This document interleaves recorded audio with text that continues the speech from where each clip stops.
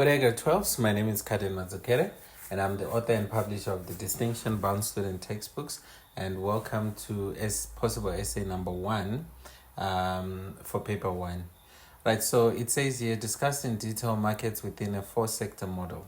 Now, don't confuse this for discussing in detail the 4 broad types of market structures, because that's for paper 2, and we are talking about market structures there. That is perfect, monopoly, oligopoly, and monopolistic. But in this case, we are talking about markets within a 4-sector model, which is a model that shows how participants in an economy interact. Those participants are households, businesses, government, and the foreign sector. So which markets will facilitate the interaction between those 4 participants? Well, that's what we are going to cover here. So as an introduction, I would say something along the lines of maybe defining what a market is. Okay, so you don't need 2 points, you just need one definition.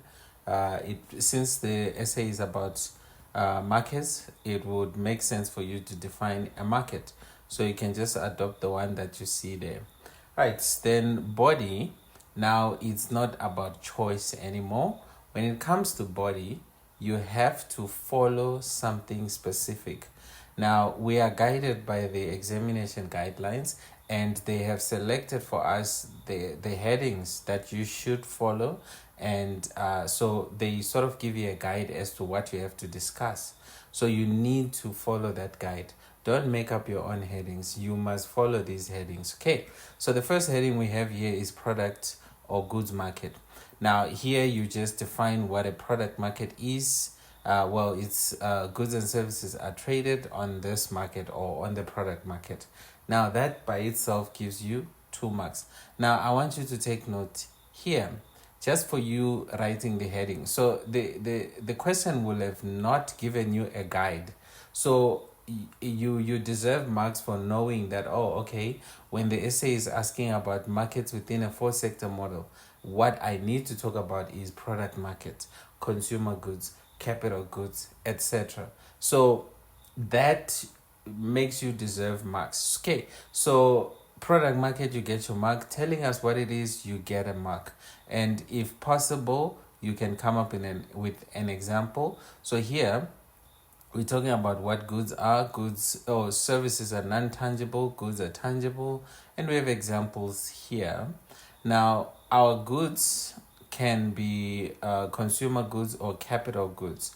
Now, what's the difference between the two? Well, consumer goods, we use them as the final product. Like, that's exactly what we are looking for. So we purchase them for consumption as consumers.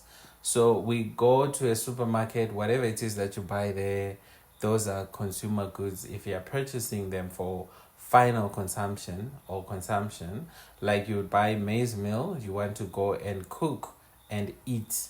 So basically that's why you're buying it. But if I just say it's goods that we buy and then it won't really be correct, because we also buy capital goods. Now we buy them to make other goods. So it depends on why we are buying a good. So if we are buying a good for its own sake, like I'm buying this bread because I want to eat it, it becomes a consumer good. But if I'm buying something that will make me bread, that becomes a capital good. Okay, so machinery, equipment, all those are capital goods. They are not bought for their own sake. Okay, so that's what we have here. So just for splitting, so all this will be falling under product market. So basically we are saying, okay, goods and services are traded on this market. Now let's talk about these goods a bit more. Then we go deeper with goods. We say, okay, let's split them into 2. Once we split them into 2, we are splitting into consumer and capital. However, we can also still go deeper, and this can also be subheadings. You see here where it says non-durable. Then we have semi-durable. And then we have durable. These can also be headings. So you can also be strategic. You can make them as headings. and then you could get marks for headings. However, we have a maximum for headings. I think it's 7 marks. So it's fine the way, if you write this essay the way you see it here, you are not out of line. Okay, so then you tell us what non-durable goods are, and I even recommend that don't do it the way you see it here. Rather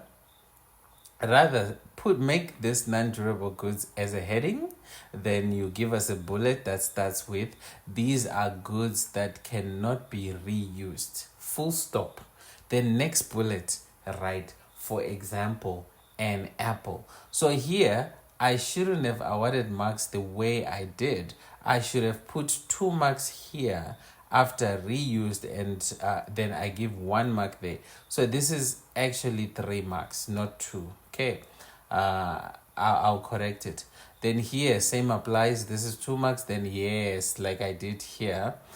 So it's a bit of lack of consistency here. The way I marked bullet number 2, that's correct, because 3 marks. So this should be 3 marks, 3 marks, and 3 marks. So just the 3 here can give you 6 points, 6 marks. But if you were to make this a heading, this a heading, this a heading, now you have 9. Okay, but well, we have a lot to say.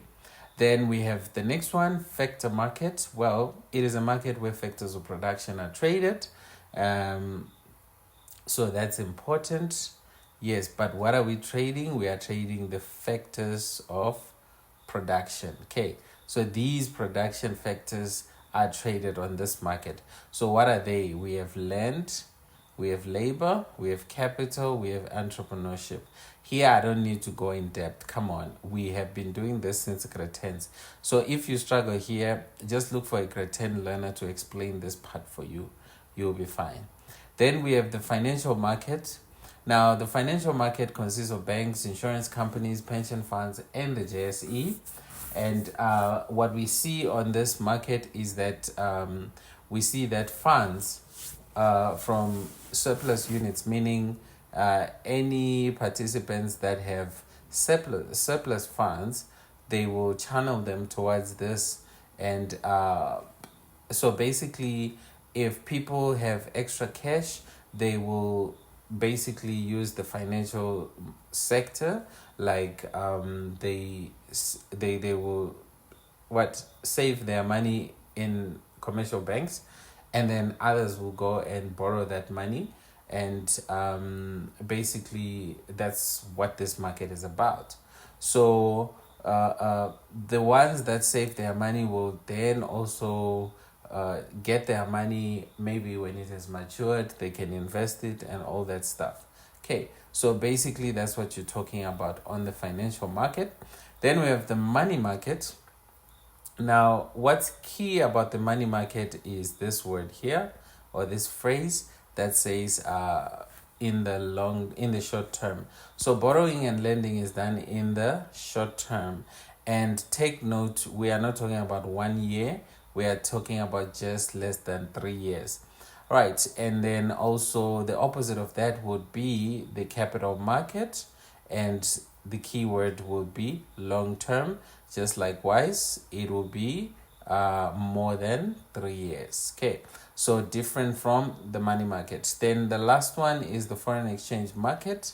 On this market, one currency is traded for another. So basically, boys and girls, you would want this essay to come in your paper 1, because it's probably the easiest of them all. Well, this has brought us to the end.